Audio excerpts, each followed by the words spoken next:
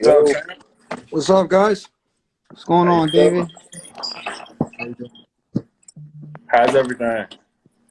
It's been good, man. I just got out of a training session right now. I literally just got home from the gym, so everything's good, man. How's training camp going? Been going good, brother. I was 6 weeks here in Los Angeles, California. We got another 5 weeks, I think 4 weeks. So everything has been good. Getting some great rounds of sparring in. Looking to perform. Have a great performance in August. What do you think Uzcategui? Just him as a fighter. I think, I definitely have to come prepared for him, definitely because he's an ex-world champion. I'm not overlooking him at all. I know he's a hard puncher. He's never been knocked out. So I test myself. I can be the first one to knock him out. I see a lot of things that I can make happen with him. He leaves his body really open. But I still got to be very sharp. Hard hitter, so he's going to be coming try to make a statement too. So it's going to be a war. It's going to be a war, so it's going to be a really fun fight to watch. Caleb Plant heard him, man. You're gonna knock him out. Yeah, I so knew he was gonna say that. that's my thing too. I got dropped by Caleb Plant. I don't really think Caleb Plant has power like that. So, if Caleb Plant could drop him twice, I'm very excited to go in there and do him. So but that's what I'm saying. I go into this fight being too confident. Obviously I'm confident in my skills. I know what to do, but at the end of the day, Can't sleep on nobody. he has power too. He still has to be. He can't be taken lightly. Definitely. Former champion looking to get some get back too. He Yeah. definitely got a lot to prove. Is that Yo. on your mind? I know you just want to get the job done, but in the back of your mind, do you want to get him out of there? Well, quick. He beat him by decision, better than Plant did. Yeah, definitely. Well, how I'm thinking right now is how I think for every fight. How I think in every fight is I want to make a statement, and if I either get the knockout or I get the stoppage. I feel more satisfied once I get the stoppage or the knockout. So I'm definitely going to be trying to knock him out or stop him round. I feel like I definitely got to go in there and get a better performance than Caleb did. So that's definitely my mindset going into this fight. I think we all got the same question about your beef with Caleb Plant going back to 2017. I wanted to ask And that. how he came out and said something about how he hit your brother in the face or whatever, or some stupid shit. Could you shed some light on that? And maybe, there's always two sides to a story. Yeah, well, there's like a little video out right there too, so you guys could see. It was Caleb Plant. Caleb Plant is the biggest pussy in the sport. He just talks like he's hard, but he's really not. He sucker punched my brother. Then he gets behind his trainer, and you can see like his trainer got beat up too. He hid behind his trainer. So the trainer was the one that got beat up. So he's like a little bitch hiding behind his trainer. So if he's gonna sucker punch somebody and hide behind the trainer, whoever's in front of him is gonna get it. But me being who I am, I didn't really. It was three of us against him and his trainer. So I'm not. I wouldn't get involved to it. We really wanted to jump, but we couldn't do that. But that's not something we do. It's a fight everyone wants to see. I want to really make. want to see that. Want to make it between me and him one-on-one. I don't need three dudes to get him like that. We could have done it, but I faster than that. But it's the funny thing about that is supposedly Caleb Plant the next day came to the gym because we trained at the same gym. He squatted supposedly with my brother. He's like, what? I have a lot of respect for you, this and that. Being cool supposedly. And then, like the next week after that, he goes on Instagram and talking shit about us, my brother, and that's just like a bitch trait. That's like a bitch move from somebody like that. If you could see him face to face and be like, what I have respect for you, and go on the internet and talk shit like that. That's why I like that guy at all. I've said it a lot. I've said it over, and I just don't like the type of person he is. I don't like who he thinks he is. Outside the ring, he talks his big game like he's a kid. He has 23 fights and with like 10 knockouts. So he's not that. So definitely he has to inflate his ego and his personality by talking like a kid outside the ring. He's really not that in there. You think with him and Canelo's talks falling through, that might open up a window for you guys to fight later this year? Yeah, definitely. That's really possible. I feel like I was in a good position either way because this was a title eliminator for the WBC. So if Caleb Plant and Canelo beat, Caleb Plant, and I'm in line to fight Canelo. And now since the Caleb Plant fight is not happening, so I'm going to be in line for both of them. So whatever comes first, I got to be work hard, wait for the opportunity, and get whatever fight comes my way. I was going to ask you, with the Canelo and Plant fight falling off, if that was a fight that was offered to you, would you say forget this fight with Uzcategui and take the Canelo fight? Definitely. If it was offered to me, but I don't think it's going to be offered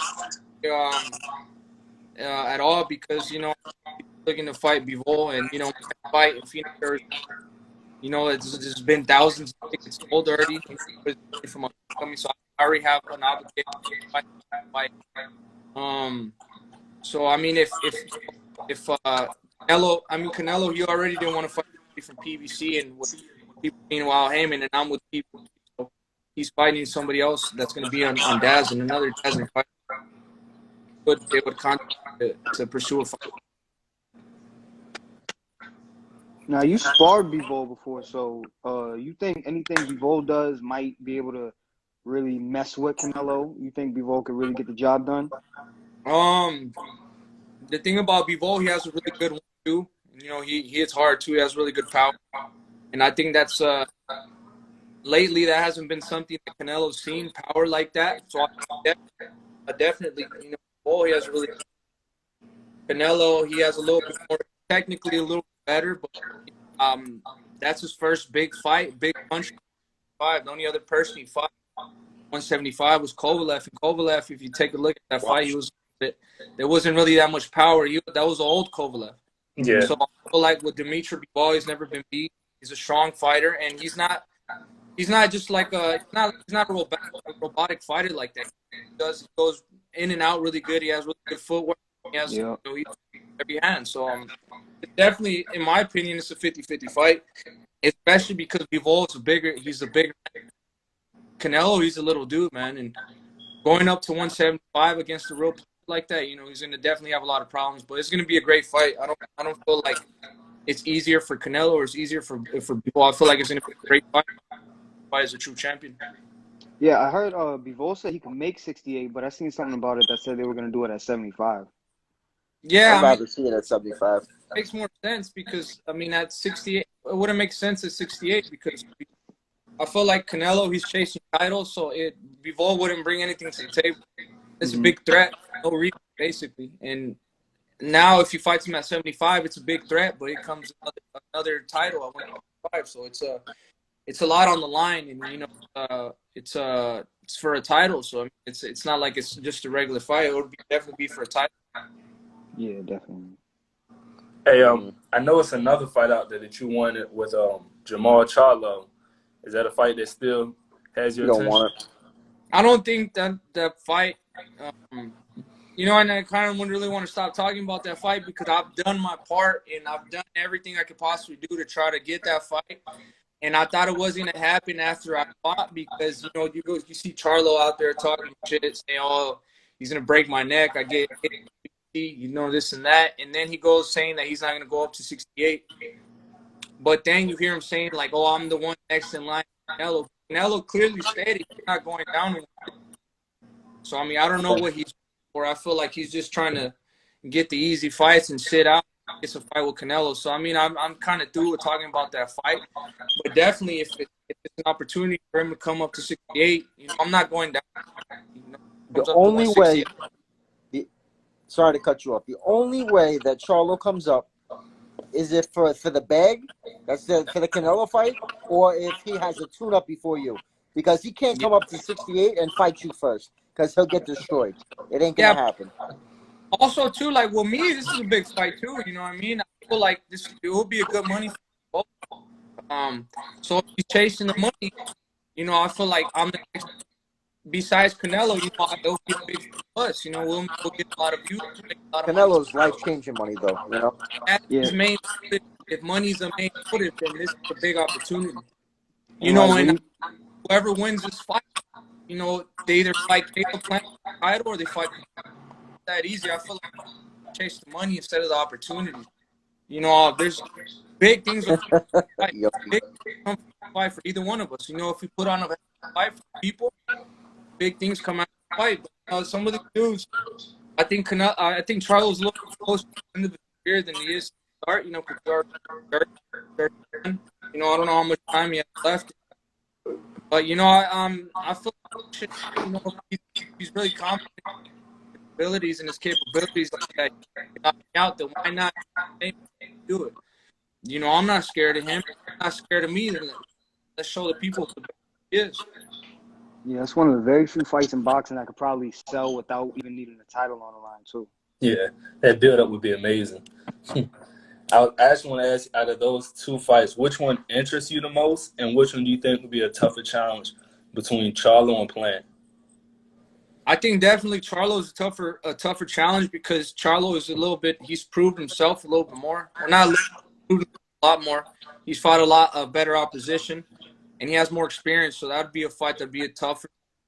And it's two different styles. You know, Charlo's kind of like the same style as me. He comes forward, hard hitter. You know, that's why I would like I never disrespect him. I never talk shit like, oh, it's an easy fight. You know, I'll knock him out because it's not. You know, I know it would take everything myself to get that.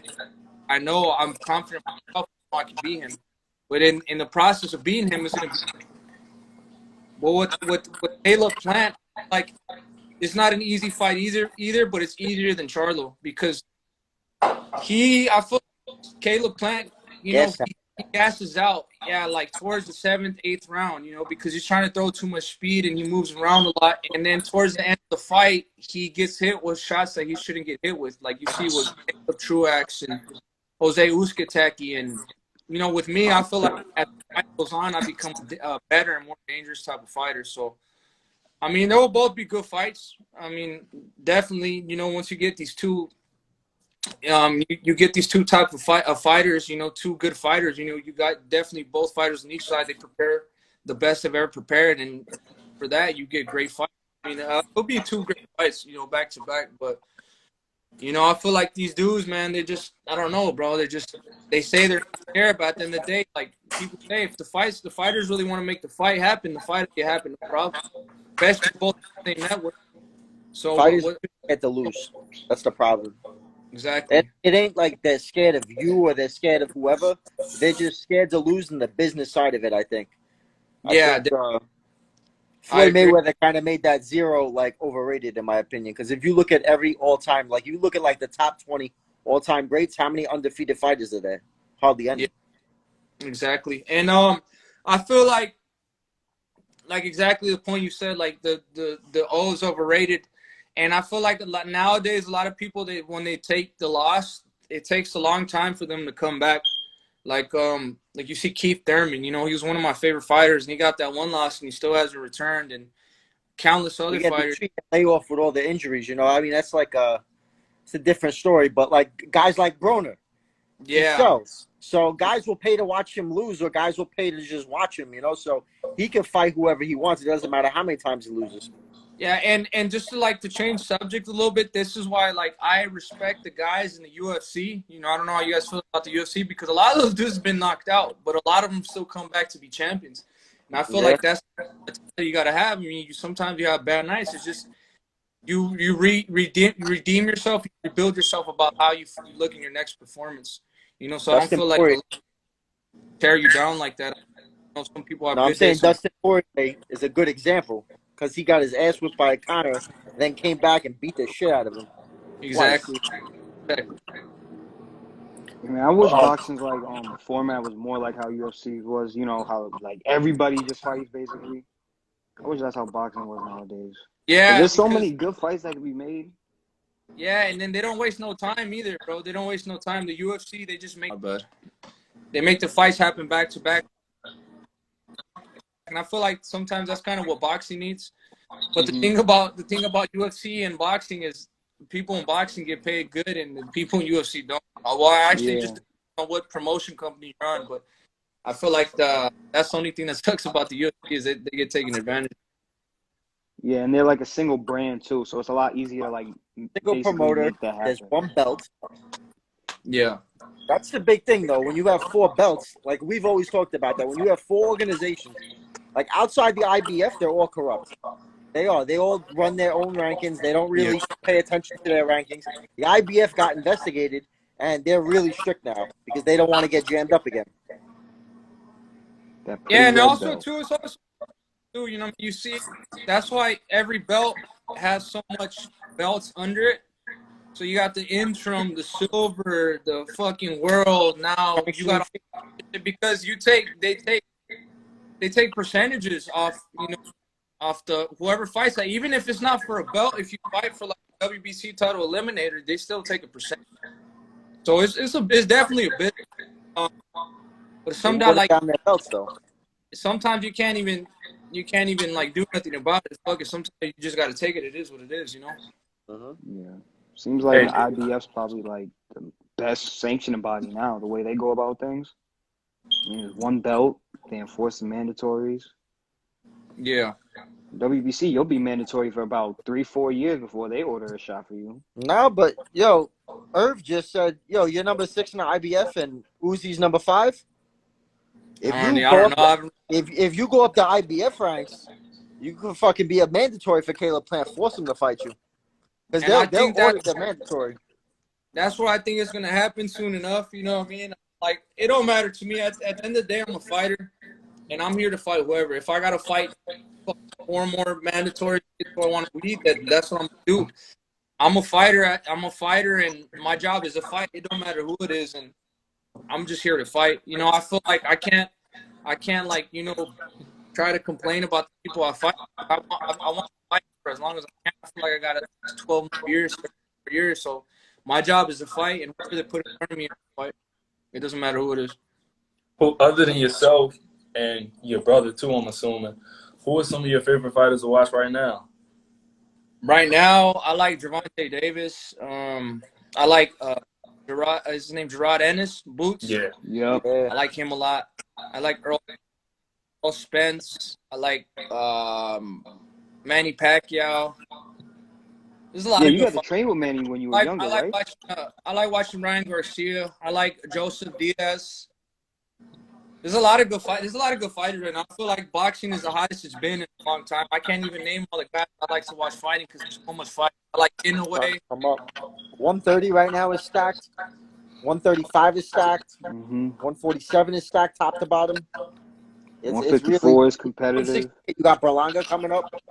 Yeah, I want to see you and Berlanga fight. That's the fight I want to see. That fight's not gonna happen anytime soon. Berlanga needs like step up fights.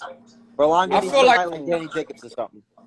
I feel like I'll knock him out, to be honest with you. You know, only because, you know, I seen him get dropped by, what's his name? In the amateurs, right? Erickson Lubin fights at 54. And then he's been dropped, you know, in the amateur countless times. I mean, I'm not saying that, you know, he's not a hard hitter. I mean, he is a hard hitter. But I feel like the type of fighter I am, you know, I'll definitely find him. If I don't find him, I'll find his body. He's never fought nobody like constant pressure, constant jab, you know, great body. But like I said, this is a different level now. It's going to be a good fight either way. I'm not saying any of these fights will be easy by any means.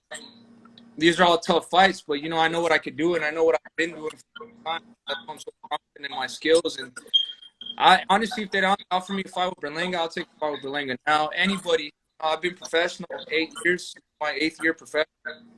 Next year's going to be 9. So I need some excitement, man. I feel like I've built my 24-0 with 21. I got the highest KO ratio at this weight class. Or no, I think, yeah, because I have more fights than Berlanga, but I have the highest KO ratio in this weight class. So, you know what I mean? I just want the big fights, and I want to prove myself to people. Especially at the higher level, too. Would you go up to 175 to get the smoke or no?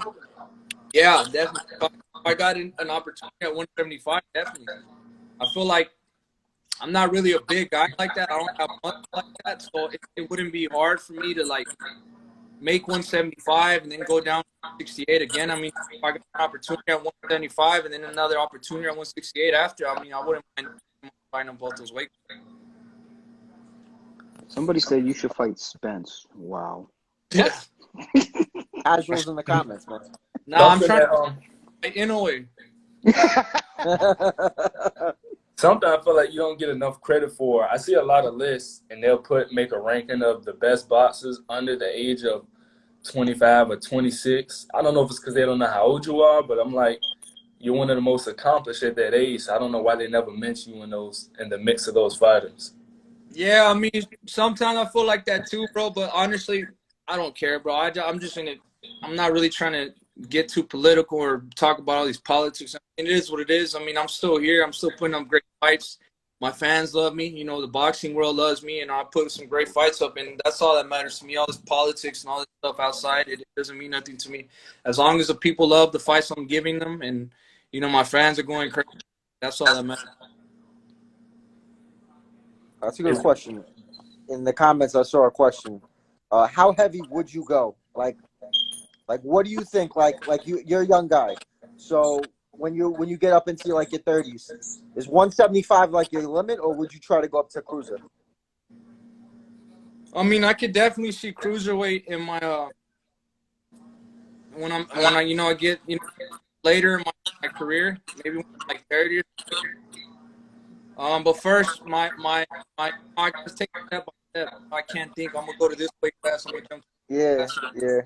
I want to accomplish as much as 58 and then go to 175, and then if I do everything I think I'm gonna do, I prove myself, then I'll definitely go up to 200. But right now, is in my mind, I'm just thinking about 168 and 175. It's good, man. Who's somebody you studied growing up? The people that came before you. I'm a boxing fanatic, bro. I love Marco Antonio Barrera, David Benavidez, Eric Morales, Prince Nassim, Roy Jones, of course. I love Roy Jones, James Toney, Floyd Mayweather. So, like, with me, I knew I didn't have the style or the talent I did of all these fighters. So when I would watch fighters, and Duran, I love Duran too. I would try to pick something from each fighter and try to apply it to my game. Just make it my own. You know what I mean? Just try different shit. Because I didn't want to be a copy of somebody else, and I didn't want to have somebody else's style. I've always wanted to be my own man style. So I would just pick little shit up. Try to apply it to my game. I feel like this has really helped me because I've never let my weight or my kind of discourage me from doing something because I feel like I have the fastest hands at 168. Probably top 5 at least. And I've always been a bigger kid. I've always been a bigger guy. So, I always worked on speed and different shit like that. So I think that really helped my career like that. Just working on different stuff. Always challenging myself to do different stuff, be different. Respect that. So 160, I feel like 168 is one of those divisions people don't really like talk about it when it comes to all-time divisions. Who's your all-time dream fight at 168? Like Calzaghe, Ward, Roy?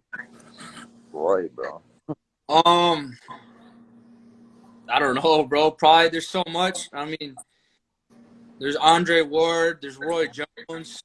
But first for me to even, think about fights like that, I have to accomplish what I have to accomplish before I even think. But, I can't just be like, oh, yeah, I'm the shit and I'll beat any of these guys.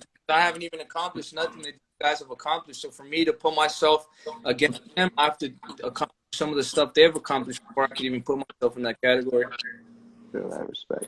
Do you feel like the top names around your weight, especially Canelo, are avoiding you? I don't think they're avoiding me, man. I think it's just on a business sense. What he's chasing is different from what I could give right now. Obviously, I don't think he's looking to get the respect from the fans. I think what he's trying to do is get the belts, as much belts as he can. And I'm not gonna lie, I'm the one who fucked up. I'm the one who lost the belt on the scale the last time. It could have been close. It would have been possible to make it happen. I'm the one who fucked up. And if he's seen an easy opportunity to get the WBC title, obviously he went for it. It's very obvious he went for it. So I think he's chasing belts right now. He's trying to make history, which I don't blame him. But I feel like there's gonna come a point in time where, he's not gonna be able to avoid it because I'm, fighting my way through the ranks. I'm beating people, and I'm exciting. I'm an exciting fighter. But like sooner than later, you know, the people that want to call for the fight, and there's nothing to do about it than to just take it. What do you think about your style troubles him more than anybody else in the super middleweight division? Who styles? Well, I feel like I have more power.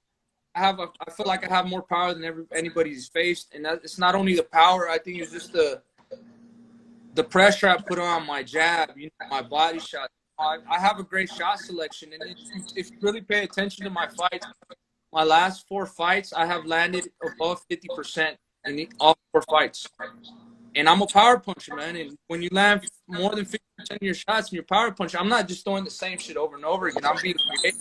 If I was throwing the same shit over and over again, I wouldn't land 50%. You know, so I feel like a lot of these fighters that, you know, I come from a lot of different angles. I go to the head, I go to the body, go to the jab. I mix it up really good. So I feel like that's what makes me different from other people. You know what I mean? And to my knowledge, I don't know any other fighters who've landed 50% of their shots their last 4 or 5 fights, you know, and at this level. So I feel like, and I'm younger than everybody. You know what I mean? And you know, I feel like I got the desire, I got the will, I got the hunger to go against the guy. And I'm bigger than him. I'm way bigger than him, bro. I'm like, it would look like how I'm a little bit shorter than Colin Smith. You seen how big Colin Smith is? I got a lot of advantages. I'm the biggest advantage he got. He's Canelo, and he has a lot of experience. But on paper, you know, I got arm. You know, I hit hard too. I feel like I'm faster than Canelo. So I don't know, man. I feel like it would be a great matchup, and it'd be a fight for ages. Yeah, another thing too that you brought up about Callum Smith. You're not gonna let Canelo bully you around the ring like Callum Smith did. Yeah, I know that for a fact. You're not gonna just Callum sit on Smith the got ropes bullied and around by John Ryder, so we knew what was going to happen. Yeah, and it was a bit disappointing, bro, to be honest, because I thought really highly about Callum Smith, and just to see him go in there, it looked like it just like pissed me off. Like he letting the little dude bully him around the ring, and now that you bring that point, that's the second little dude he let bully him around the ring. You know, so the other guy, he was a big guy. He had punching power, so I don't know what happened to that fight. I can't speak on his behalf because I don't know what happened to this camp, but he should have been more than ready for that. I think Canelo just like mentally just drained him in there. He was not ready for a fight that match. He looked like he lost the fight before it started. Yeah. There's 2 styles that give Canelo problems. If you watch his fights, Lara gave him problems. Floyd Mayweather gave him problems. So if he has to come to you, he doesn't like that shit at all, and he avoids fighters like that. That's why he wouldn't fight Demetrius Andrade. He would not. He went up to fight Rocky Fielding instead of being potentially undisputed at 160. And so he won't fight anyone. Caleb Plant, if he had a gas tank, he would be a problem for Canelo. But I don't think he has the power to keep Canelo off him, and he doesn't have the gas tank unless he fixes that gas tank issue. The other people who are going to give him problem, high volume punching, good chin, power. You got that. Charlo has that, and that's why he don't want to fight those guys. Yeah, and what was really crazy about the negotiations falling through with that fight, because I'm with BBC, Al Heyman gave him a 3-fight deal. In the first gave him a 1 fight with an option for 2. Yeah, so it wasn't even like he was going to force him to do 3. It was with Caleb Plant, and then the second one was because it was me. They put me in contract. That's what Al Heyman did, and I got respect. And I mean, the deal was lucrative. I don't know why Canelo turned it down. He's getting $40 million. He was getting the more the pay-per-view sales, live gate sales. Why it doesn't make sense to me why he would turn that down. Thank you. I've been saying that all day. Well, I can tell you why. I see Caleb Plant. He came out what he said, and to be honest, I don't think he's lying. I don't think he's lying at all. No, because Canelo's side hasn't really said much either. It's been 3 days, and Canelo's side hasn't said nothing. Eddie Hearn, Eddie Hearn would be saying something if it was a lie. Eddie Hearn has been quiet. Yeah, but honestly, if it's not, I think the other side of it too is Canelo. He probably has a big head, and he wants to think he's a boss. He's gonna be like, no, I'm not fighting on anything. I'm giving him 1 fight. And that's it. That could probably be the other potential reason why he didn't. I feel like he doesn't want to fight. He doesn't want to be committed like that, fighting 3 fights for PBC or whatever. I feel like he wants to be the boss and be the main guy that runs the show. So He wants to be Floyd Mayweather. Yes, exactly. But like even Floyd Mayweather, even when he signed with Showtime that 5-fight deal, he signed a 5-fight deal, but and he was getting what 40, 50 million too. So I mean, I don't. It's really confusing. I don't know what's going on there. I really wanted to see Canelo against some of the PBC middleweights and super middleweights. So you said, but like, bro, like he won't even fight the guys on his own promotion. But you look at it, bro. Like he fights with Daz, and they don't have pay-per-view. No. It would make more sense for him to make more money if he fights with us, and he's getting pay-per-view sales. Like it doesn't make sense, bro. It really doesn't make sense why he would turn. And think about it, Canelo, Charlo, Canelo, all those fights sell. It's not like those fights don't sell at all. Yeah, and if he really wants to respect from the people, then after that, that's all there. You know, he would get so much respect for taking those fights. Exactly. You know, so I mean, it's a win-win in every side, in every position of the deal. So it's crazy that he would turn that. I know you watch boxing a lot, and when the fight seemed like it was happening, you had your eyes set on it because you wanted the winner. How did you see a Canelo and Plant fight if it would have happened? My bad, bro. My signal went out a little bit. What'd you say? I said, I know you had your eyes set on the Canelo and Plant fight because I know you wanted the winner. How did you see that fight happening if it was to happen or when it seemed like it was going to happen? Well, to be honest with you, I seen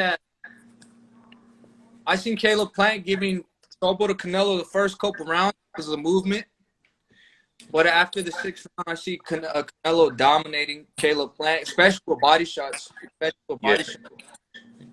I mean, I don't know. Like sometimes you get these high situation fights, and you know people really want to shine, and that really brings out the best. I mean, it probably could have brought out the best of Caleb Plant. You can't just assume something, you know, just because of what it is. But I mean, I don't know, man. I feel like Canelo would have won, but you can't count somebody out either. I mean, you would definitely just have to see how the fight plays out. But I mean, I feel like Canelo would win by late knockout late in the fight. Yeah, because I see Plant as being a better boxer than Saunders was. I think he'll give him a lot more trouble than Saunders did. Yeah, way more trouble. Saunders hasn't been the same since he popped. Yeah, and it's like his style is like, I feel like Saunders' style is really based off of his opponent having real slow feet. Yeah. Because, you know what I mean? Saunders, I don't know, but hey. Yo, Sib, I'm going to let Briz on, all right? Okay. All right. Yo, Dave, it was good talking to you, man. Have a good one. Okay, thank you. Hey, David, if it was just up to you, no promotional issues, if you could just pick out your next 3 fights, how would you pick it in order? It would definitely be Charlo, Caleb Plant, and Canelo. I feel like the reason why is you got to build off of momentum too. If I do that, all both these fights, the momentum of the Canelo fight, it would just make it even 10 times bigger than it already would be right now. I believe in myself. I believe in my set of skills. So I feel like I would beat these 2 guys, and by the time that happens, the Canelo fight would be as big as it could possibly get. I still think you need to fight in a way before you fight Canelo. What's going on? Last one. In a way, it has to be the last one. What's going on, fellas? What's up? I ain't laying down today. I'm sitting up today. And I had to, I had to put my Let's Get It hat on. Oh, look what I'm wearing. You know what I'm saying? What's up, Dave? What's up, bro? What's going on? Y'all got to listen. Y'all got to stop underestimating my boy Canelo, man. Y'all got to stop underestimating my boy Canelo. Stop. Now, Dave, I want you to beat Charlo. Yeah, I want to beat him. I want that to be your next fight. I need somebody to shut him up. Yeah, so I mean, definitely, man, that's what we're trying to get. But he's really made it a point that he's not coming up to 58, and he has no desire to fight. Like that would be a great, great opportunity for me, a great fight for the people, a great. You know what I'm saying? If I'm thinking like Charlo, if he that'd be a great statement in Charlo, but you know, I don't. He's saying that offer. I don't. Him and his trainer saying that I offer them nothing. They get fighting me, but I mean, what the respect of people is nothing. Like I feel like sometimes the respect of the people means more than championships and titles, but that's the more in my opinion, But I don't understand. I don't understand why Charlo thinks like that, because he haven't done nothing at 160 to make you believe that he can call these type of shots. yeah. I mean, yeah. I mean, to be honest, look at his career.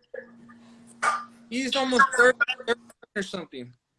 What in his whole career, he only has 2 guys that have beat the like pretty good. You know, Julian Williams and Dervian Chen. Other than that, I can't even Trout.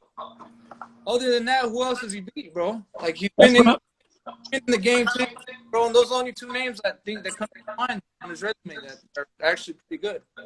That's what I'm saying, because when he was when it was what was when he was trying to fight Danny Jacobs, he outpriced himself. Yeah. That's like the same shit, bro. Like I don't feel like he didn't even have a desire to make that fight. Dude just fucking talk all that shit. You know, they want everybody to think they're hard. They want everybody to be gangsters, bro. But you know, if you really want to be a real gangster, prove it in the ring. You know, Right. What do you think about a fight with Booboo? that'd definitely be a great fight. I'd be willing to fight too. Like I feel like I'm at the point with my career where all these fights, they're great fights, and I mean, I don't disrespect nobody. You know, Booboos, he's a great fighter, but I like too. You know, and if the fight was offered me with him, that's definitely a step up I have to take to have a great fighter. You know, me and you know, prove my. Hey Dave, I'm one of the guys on this podcast, right? That I speak my mind. You and Boo Boo won't make a good fight. What?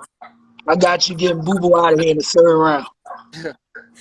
If that happens, then my stock goes up, my stock goes up. So there's a lot of things that happen after the fight. It's not just the fight; it's after. You know, that's an opportunity. It's something.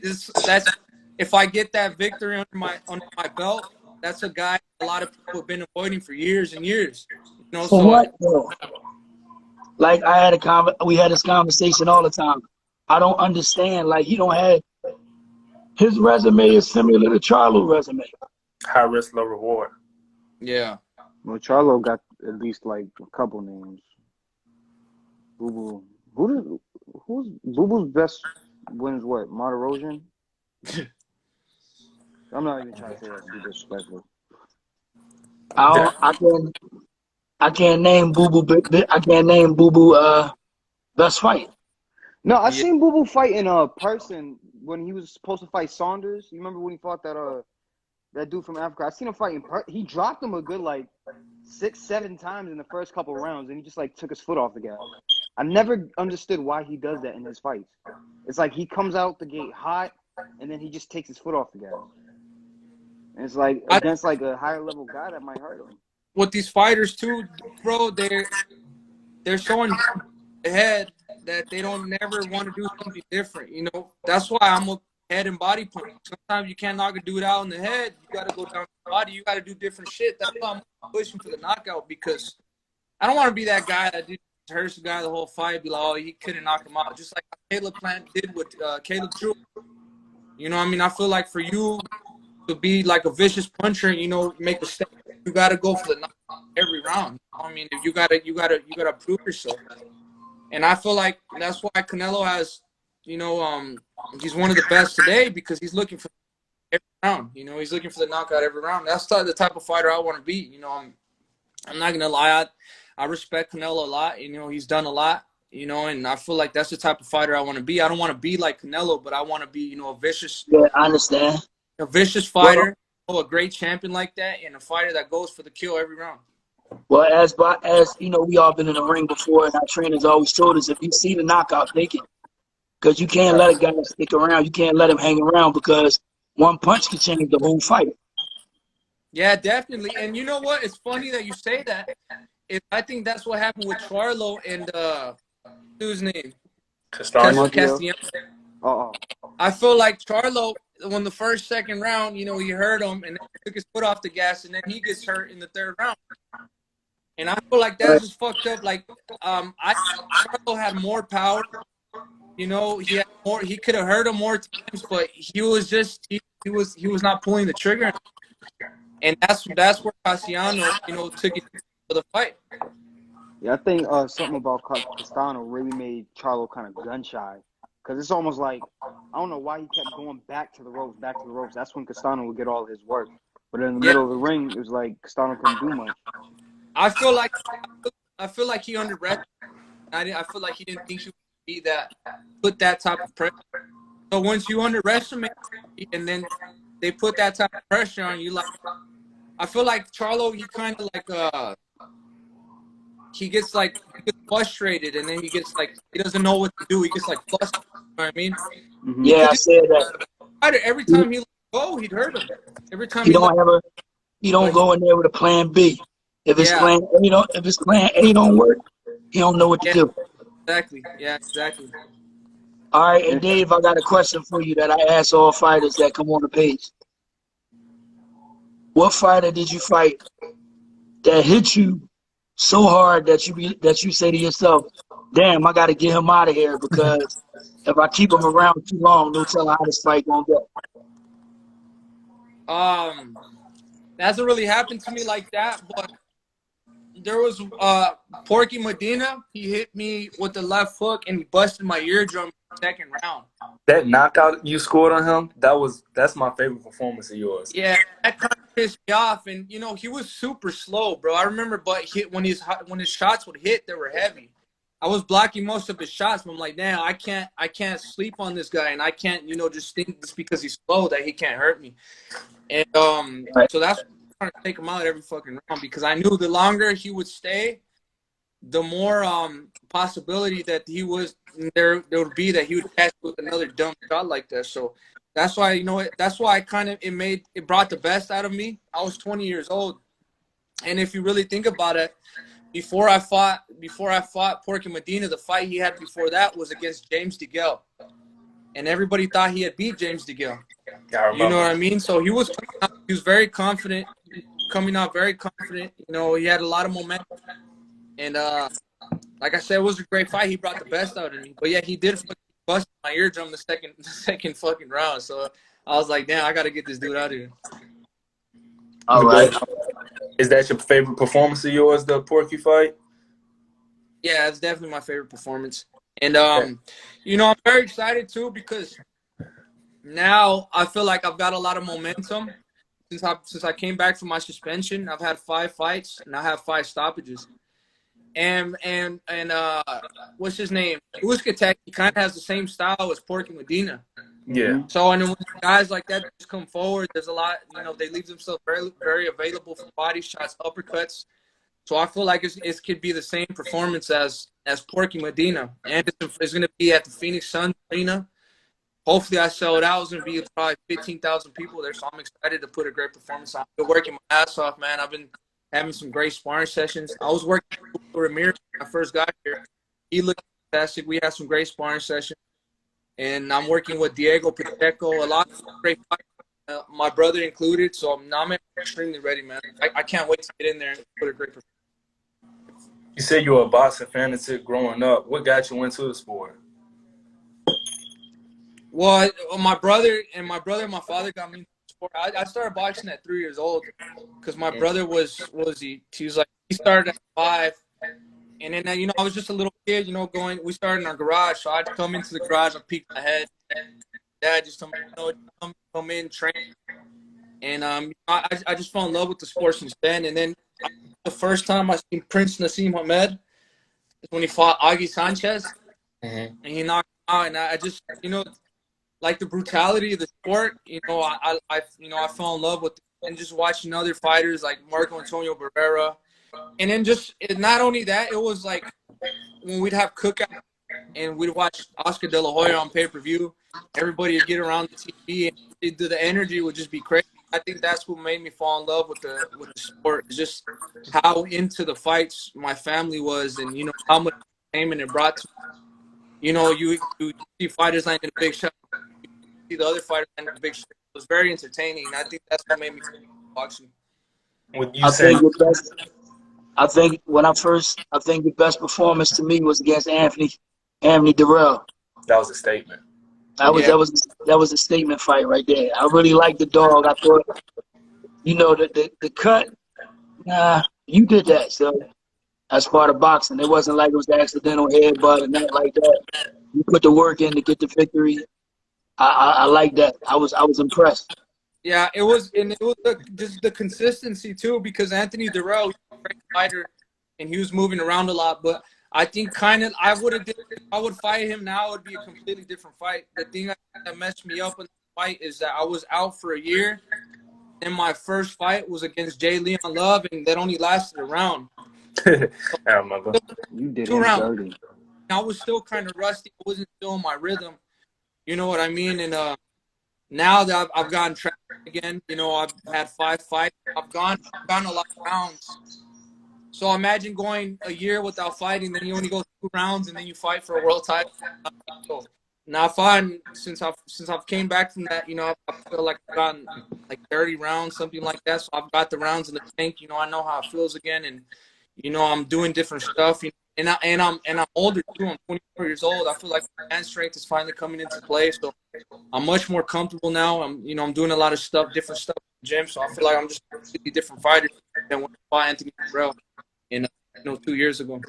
It's just crazy to think about the names you fought and you're only 24. Like Porky, Durrell, Love, Uzcategui, and you're only 24. That's crazy. Yeah, and also the contenders I fought too are pretty good. If you take a look at Angulo, he was the only one Anthony Sims, and I thought really high of Anthony Sims, bro. I thought I sparred Anthony Sims, and Angulo had beat him, and Angulo had never been stopped. He rocked Zurdo Ramirez twice in their fight, and I came back and I made him quit on the stool. Somebody, a big power puncher that's never been stopped, Ronald Ellis, he had never been stopped. I stopped him too. So I mean, there's I don't got that one punch knockout power like that. I'm consistent with jab, body shots. I touch every side of the body and in the head. You don't think you got one punch knockout power? I'm still getting there. Hold on. But how many knockouts you got? I got 21 knockouts. You got how 24 many fights, right? 24. And that's not knockout power to you? One punch knockout power. One shot. But that's the thing about me too, bro. Like I challenge myself. I feel like I'm not where I want to be at yet, but I'm getting work. I feel like I'm my biggest critic, as every pro athlete should be. I'm not satisfied with myself yet. I'm really, get to the point, like of Floyd Mayweather. I'm still working on myself because I know that I have a lot of potential in myself, what I can do. So I push. That's why I challenge myself. I look at my fights. I'm like, what, I did good, but I could. Like that's the key part of success, challenging yourself. Because you can't motivate yourself, nobody else will be able to motivate. That's a fact. Right. Do you I know you do it sometimes. Do you like trash talking, going back and forth before fights, like build up, just personal? I feel like I'm a smooth trash talker, bro. Like I could talk shit, and I don't come off like as a fucking like Caleb Plant, like his shit just seems so fake. Like I feel like he looks like at a song and takes a quote and he quote rap that he says, and I'm like, oh, this is straight song. Like it's not even original. He tried to act too cool with the hat on backwards. Yeah. He's just honestly, he just trying to be too cool, bro. And I'm like, that's not natural. You know what I mean? The way I talk, the way I talk shit, I'll talk. Comes out natural. And sometimes it don't even seem like that. I'm talking shit the whole time. I have fun with it too. I know you like telling people you're gonna knock them out, and they're doing it. You did it with Durrell. Told them you'll be the first. Did it. Yeah, it seemed like you had some fun with Jay Leon Love. I was just about to get there. I remember him dancing in your face at the weigh-in. What was you thinking at that time? I knew he was nervous, bro. Because I don't even know what the fuck he was doing. I'm like, well, this dude is nervous. He knows he's gonna get stopped. But that's what satisfies me a lot. I tell them to their face, or I'm gonna stop and I'm gonna fuck them up, and I do. You know, everything I say, I'm not talking shit. Like Caleb Klein, he goes and talks shit, like saying like a lot of shit, and it doesn't happen. You know, the shit I tell them to their face that I'm gonna stop and I'm gonna fuck them up, make them quit. I don't like the disrespect boxers because it's a craft, it's an art. But if Javion Love danced in my face and I told him I'm gonna knock him out, I believe I am. You know what I'm saying? Like, he's not a guy. Now, if Andre Ward, that's my favorite fighter. If Andre Ward, you know what I'm saying, that's something different. Yeah. No, Andre Ward too. I feel like Andre Ward was more straightforward like that too. He wasn't a big trash talker, but you could feel his presence. And when he'll talk to you, tell you to do something, he would do it. You know what I mean? That's why I have a lot of respect for Andre Ward too. He's a great fighter and a great technician too. And he wouldn't just beat people; he'd beat the shit out of them. You know, there's different types of fighters.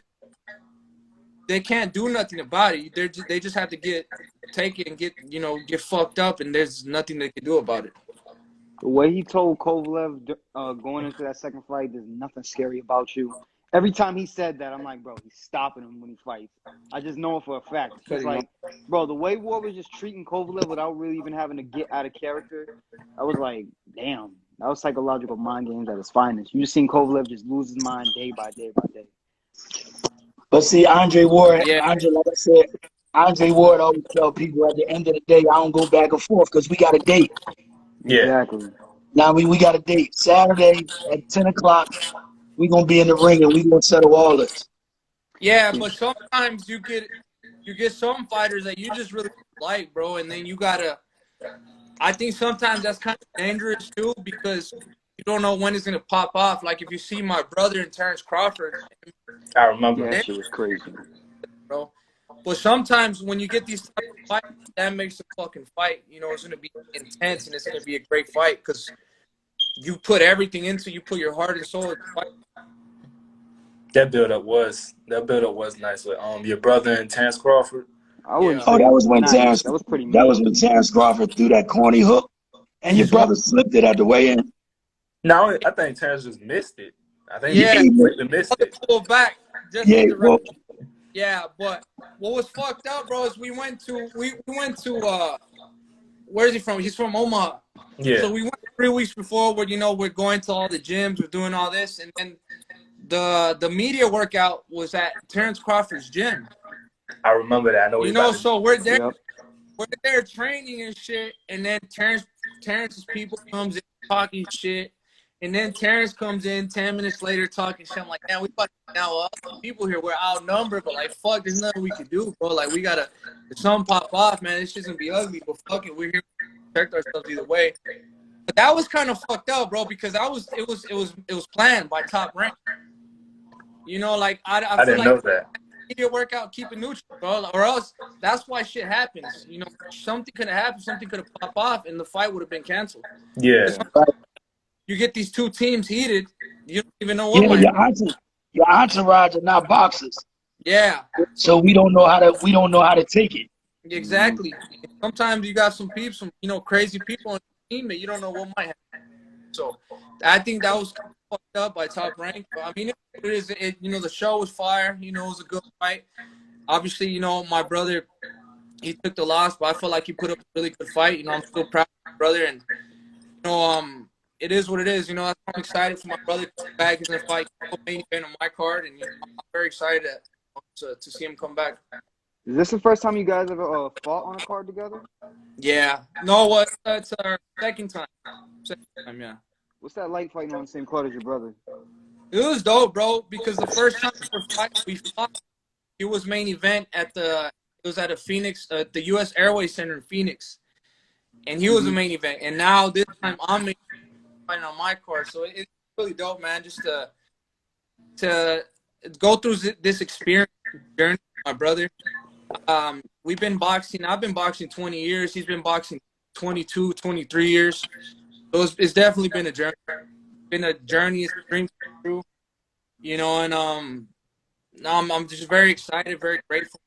I've been blessed with. You know, obviously it wasn't easy. I've been working hard my whole life, but like I tell people, dreams really do come true. You know, I was a little chubby kid. I used to weigh 250 pounds, and I became the youngest super middleweight world champion in history. I'm 2-time world champion now. Now I'm fighting Phoenix Suns arena in front of all my people. So, you know, sometimes some people's careers take longer to pop off. But once you get to that point, comes your time. You better take advantage and do the best you can do. Yeah, man. I was watching when I was leaving work. I actually was watching you on Tyson's podcast today. What was that like being around Iron Mike? Being able to talk with Iron Mike. Mike Tyson is dope. You know, just I was kind of geeking out right there too because it's Mike Tyson. You know what I mean? I had so much questions for him. Just the way he tells you, the way when he talks to you, gives you advice. He's so straightforward. Listens to you into your eyes, and you feel the advice he's telling you because he's been through a lot. Yeah. He's probably been through more.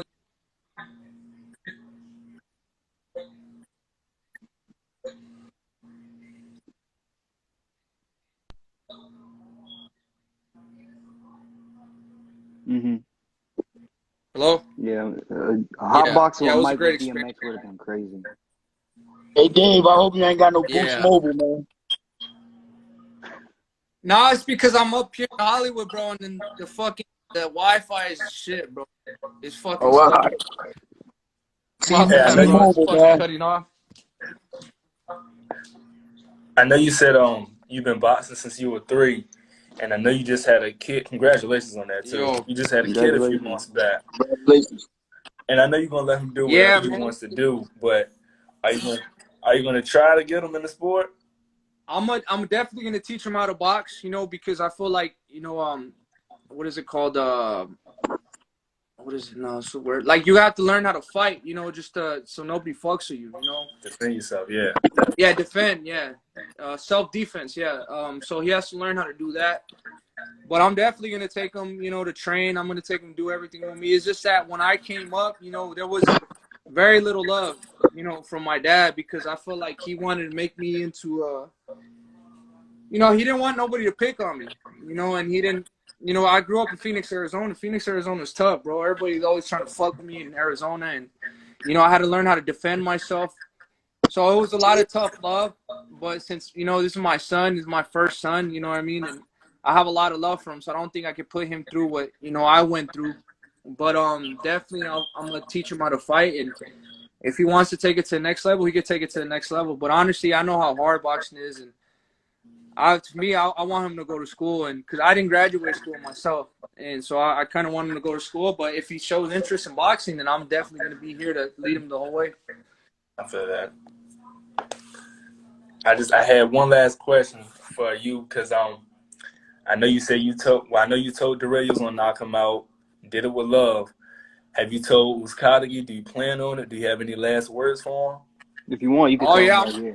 Yeah, I'm going to beat his ass for sure. Yeah, my plan is to knock him out. And that's how my approach is with everybody. I mean, I really don't give a fuck what they say, what they think, if they get mad. You know, I'm in there he's going to do the same. He's trying to do the same shit to me. So it's in the ring is kill or be killed. There's no friends in there.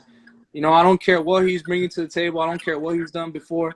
You know, I'm very motivated right now, and I want to be the best, and I want to make a statement every time I get in the ring. So I'm definitely going for the knockout. I'm telling in a way not to fight you. What round do you predict it?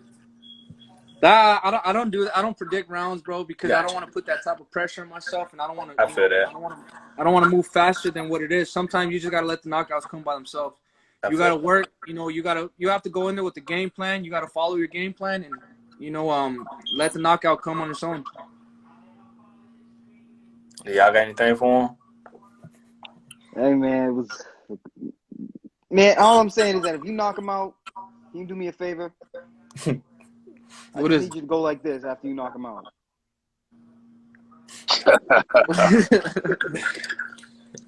All right, I got you, bro. I just got one last question, right?